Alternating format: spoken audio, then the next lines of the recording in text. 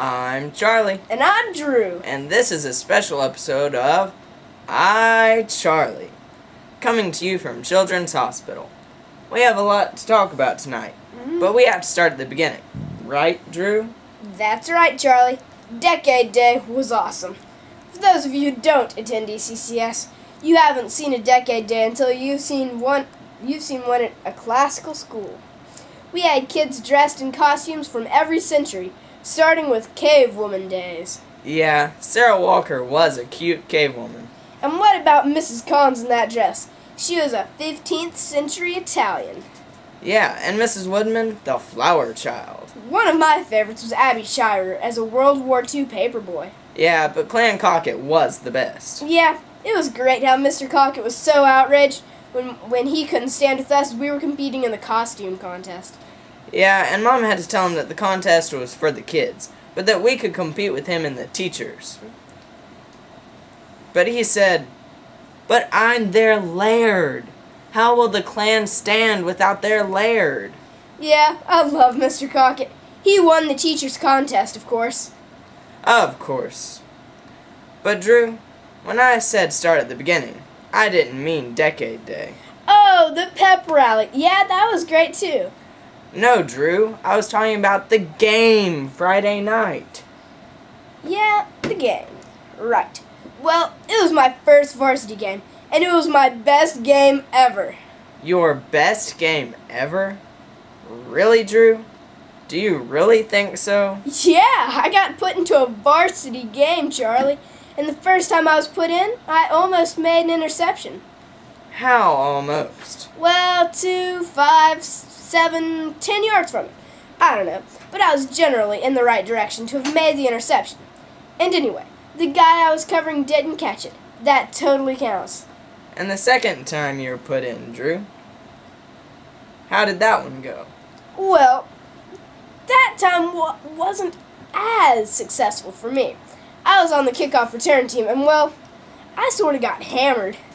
Finally, we arrive at the beginning. Now, Drew, tell me exactly what happened. There was just a little time, like 30 seconds left in the game. Then all of a sudden, right as the ball was kicked, a guy ran at me at a full sprint, as fast as he could. He made a really good hit. Yeah, I heard. I didn't see it, but a lot of people did. And a lot of people who heard it said that it sounded like a gunshot. But I want to know what happened. What did you see? What did you feel? Why didn't you run away? I saw the guy when he was about a foot away from me, and then I saw darkness. I wasn't knocked out, of course, but I had my eyes shut as I was writhing on the ground and groaning in pain. Yeah, and everyone rushed over to you, and people started coming up to me and telling me that you were hurt. I didn't actually see the hit, and I didn't realize that the injured player was you for a long time. I was chatting it up with some ladies in the stands. Of course you were, Charlie. Leave it to you to miss the biggest hit I ever take. At least I hope it's the biggest hit I ever take. Yeah, and if Mom gets her way, it'll be the last hit you'll ever take in football. Well, we've all agreed to talk about that later, like in December, when all I want from Santa is for Mom to let me play football again, or something like that. Right. Well, what's happened since then, buddy? Well, Mom and Dad brought me to Children's Hospital after the game, and I've been here ever since. And what is your injury? Just a little liver laceration, that's all. No big deal. No big deal? Yeah, I mean, it's not like I broke my butt or something awful like that. True. Besides, everyone here's so nice. My nurse, Nina, she told me, "Drew, we're just here to make you comfortable and keep you well fed." Like, when has anybody done that for me since I was a baby? I mean, dude, all my friends have come to see me, brought me like 50 pounds of candy, and new footballs, and lots of cool presents. And one of the footballs was autographed by Brody Croyle, whoever that is. But I've got wireless internet and a TV with a remote that I control. And the food here, man, it's awesome. And the junior high ladies class apparently spent their whole Sunday school time making me get well cards, like this one from Auburn Girl. Get well soon. And it has a weepy flower on the front. And then on the inside it says Isaiah 40, 30 through 31. Even youths grow tired and weary, and young men stumble and fall.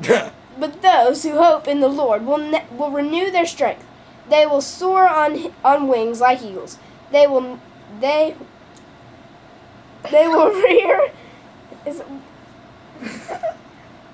They will learn.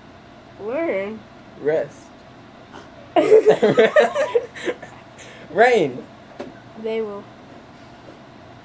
Some word. They will blank and not grow weary. They will walk and not be faint. And then on the inside there's a picture of a flower standing up. And on the side it says, "Dear Drew, I hope you get better soon, and we're all praying for you. I'm sorry the spoof is taking so long, but part 1 should be ready soon." Part 1. Yeah. "You are so awesome and everybody misses you. We're thinking of you." And then everybody signed it. All the people in the Sunday school class at the bottom right here. See? Abby, Alexandria, your friends. Okay, Drew, we get the idea. Okay. Yeah. And on the back it says, "To Drew from all the girls, junior high and junior high Sunday school." Yeah, and your Legion made you a torch. Yeah. Legio Ignis, I salute you. And thanks to everybody else who's come to see me. Called me, sent me candy. It's been great. Look at this awesome thing. I mean, what other Legion's this great?